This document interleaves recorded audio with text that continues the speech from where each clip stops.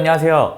해외 진출의 모든 것 댄스 플래너 대표 김동욱입니다. 오늘은 여러분 저희가 상반기, 하반기 이렇게 해서 매년 두 번의 설명회를 가지고 있습니다. 상반기 설명회는 2월 22일 토요일 날 진행이 됩니다. 그래서 그 설명회에서 오늘 어떤 것들을 설명드리고 어떤 내용들이 중점적으로 이루어지는지에 대해서 간단하게 말씀드리도록 하겠습니다. 첫 번째는 가장 중요한 건 언어 성적입니다. 사실 중고등 유학 때는 그게 필요하지 않아요. 하지만 대학교부터는 언어 성적이 필요합니다. 평균적으로 미국 같은 경우는 이제 IELTS, TOEFL 이 두 가지를 많이 보는데요. IELTS 기준으로 좀 설명을 드리자면은 이제 평균적으로 6.0, 그래도 못해도 5.0 이상의 성적을 요구하고 있습니다. 물론 일부 학교 같은 경우는 7.0인 높은 학교들도 있지만 평균적으로 6.0 이상은 점수를 받아야지 미국 학교에 진학을 할 수 있고요. 유럽 같은 경우는 조금은 다릅니다. 유럽은 나라가 워낙 방대하기 때문에 독일, 오스트리아 같은 경우는 영어 대신 독어를 시험 봐야 되는 경우도 있습니다. 물론 이 언어 성적이 그다지 높은 편은 아니기 때문에 짧게는 한 달에서 3개월 준비하고도 입학을 할 수 있는 정도의 수준이긴 합니다. 물론 이 부분도 어느 학교를 준비하냐에 따라서 다른데요. 독일의 에센 같은 경우는 워낙 점수가 B2라는 점수이기 때문에 사실 한두 달, 두세 달 가지고 준비하기는 어렵습니다. 폴크만 같은 대학은 A1이라는 가장 초급 점수를 따도 되기 때문에 짧은 기간 안에 준비가 또 가능하고요. 대학교도 이 언어 성적 유무에 따라서 준비를 하셔야 되는 겁니다. 이 내용에 대해서 디테일하게 알고 싶으시다면 2월 22일 설명회에서 뵙겠습니다. 한국은 대부분의 학교들이 실기과 위주로 되어 있지만 해외의 대학 같은 경우는 굉장히 다양한 학과가 있습니다. 크게 대표적으로는 3개의 학과가 있습니다. 첫 번째는 실기과고요. 두 번째는 안무과, 세 번째는 교육학과입니다. 물론 이 학과 이외로도 이론과도 있지만 주로 이 3가지 학과로 운영이 되고 있습니다. 특히 미국 같은 경우는 학과의 명칭도 조금씩은 다릅니다.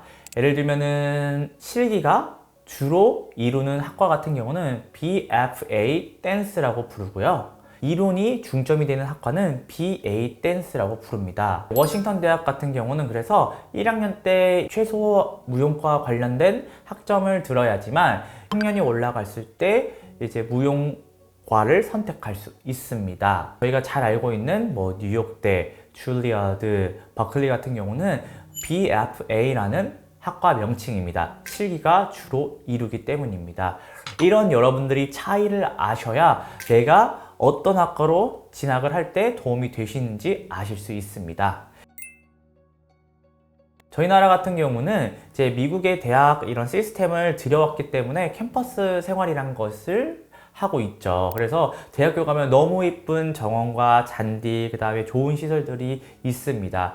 그리고 기숙사도 항상 있죠. 미국 대학을 선호하는 이유는 기숙사가 있기 때문입니다. 그래서 여러분들이 미국 학교를 진학을 하시게 된다면 웬만해서는 기숙사 생활이 가능하십니다. 단 유럽은 다릅니다. 유럽은 여러분들 되게 신기한 게요. 지나가다가 되게 노후화된 건물이 있는데 그게 대학교입니다. 대학교도 캠퍼스처럼 있는 게 아니라 전방 100m에 강의실이 있고 그 다음에 또 걸어가서 한 10분 걸어가야 연습실이 있고 이렇게 조금씩 다른 위치에 있기도 합니다. 유럽 같은 경우는 대부분 학비가 무료이기 때문에 시설적인 면이 미국에 비하면 그렇게 좋지는 않습니다. 그리고 기숙사도 무조건 다 있지는 않기 때문에 유럽과 미국의 가장 큰 차이는 기숙사 유무이기도 합니다. 저희 나라 같은 경우는 이제 만 18세 때 대학을 가는 시스템입니다. 하지만 해외 같은 경우는 이 컴퍼니 활동을 만 18세부터 합니다. 그래서 만 18세부터 바로 이 정단원이 되는 것은 아니고요. 만 18세 때 연수단원 과정, 인턴 단원 과정 이런 과정들이 정단원 이전에 있습니다. 그래서 이 과정들을 통해서 최종적으로 정단원까지 승급을 하는 제도입니다. 그래서 이런 연수단원 과정 같은 경우도 2년, 이런 준단원 같은 과정도 2년입니다. 그래서 이 총 4년의 과정을 거치고 나서 그 다음에 정단원이 될 수 있습니다. 물론 이런 과정들은 모든 컴퍼니에 적용되는 것은 아니지만 많은 컴퍼니에서 이런 과정들을 중요하게 생각하고 있습니다. 이 표를 보시는 것처럼 컴퍼니마다 부르는 용어들도 다 다릅니다. 뭐 발레단투, 스튜디오 컴퍼니, 주니어 컴퍼니, 어프렌티스 등 부르는 용어 다르기 때문에 이런 용어에 대한 정리도 확실하게 하셔야 됩니다. 두 번째는 현재 해외 컴퍼니의 트렌드입니다. 과거에는 여러분들 단일 무용, 예를 들면 컨템포러리만 정말 잘한다든지 아니면은 발레만 정말 잘한다든지 이 단일 무용만 잘했어도 컴퍼니에 입단할 수 있었습니다. 하지만 최근 트렌드를 보면요, 어느 컴퍼니든 발레를 잘하는 댄서들도 컨템포러리를 잘해야 되고 컨템포러리 전공생들도 발레에 대한 기본적인 트레이닝은 되어 있어야 합니다. 특히나 클래식 대작을 올리는 큰 컴퍼니들 같은 경우는요, 정말 이 컨템포러리 요소를 굉장히 중요하게 생각합니다. 해외를 진출하려고 하는, 특히나 좋은 큰 극장을 가려고 하는 이런 발레 댄서들은 무조건적으로 컨템포러리는 이제는 선택이 아닌 필수다라고 말씀을 드리고 있습니다. 컨템포러리 전공자들, 특히나 현대무용이나 한국무용 전공자들은 발레를 되게 중요하지 않게 생각하는 경우도 있지만 이 컨템포러리나 한국무용 하시는 분들도 해외 컴퍼니로 가고 싶다고 하시면은 발레 굉장히 중요합니다.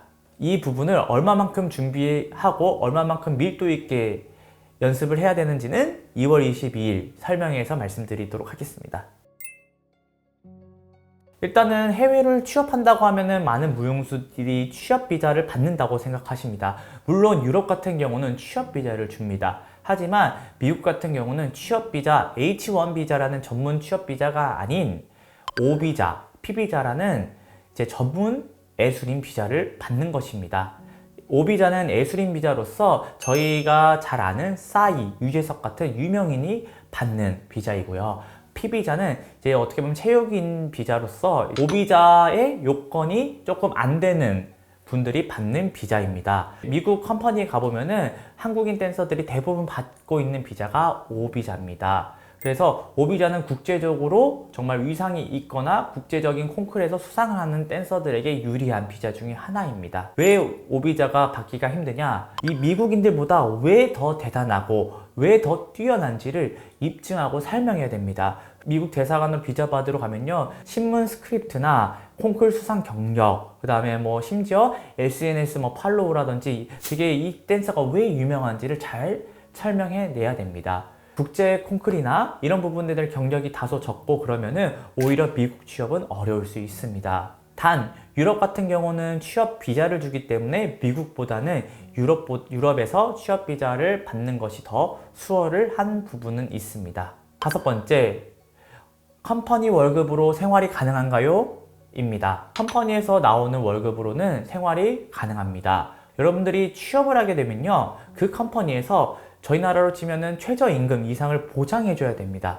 그래서 저는 항상 말씀을 드립니다. 월급이 얼마인지가 중요한 것보다는 취업 비자를 줄 수 있냐 없냐가 중요하다. 만약에 취업 비자를 줄 수 있는 컴퍼니들은 그 나라에서 생활할 수 있는 충분한 월급을 제공받게 됩니다. 그래서 미국 같은 경우는 주급으로 운영이 되고요, 유럽 같은 경우는 월급으로 운영이 됩니다. 그래서 이 비용에 대한 디테일을 알고 싶으시다면 2월 22일 토요일 설명회에서 뵙겠습니다.